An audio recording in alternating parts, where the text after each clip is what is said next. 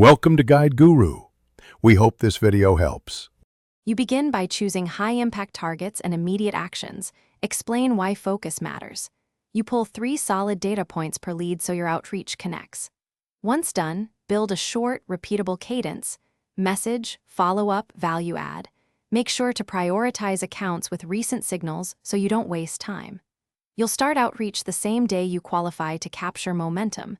This creates a rhythm and prevents the pipeline from stalling. You now run a coordinated multi-channel sequence, and I'll show why this matters. Channels amplify one another and increase reply rates. You should use templates for speed, but personalize the lead's top pane and a recent trigger in the opening. Once you monitor engagement signals, opens, clicks, replies, you'll shift the message or timing.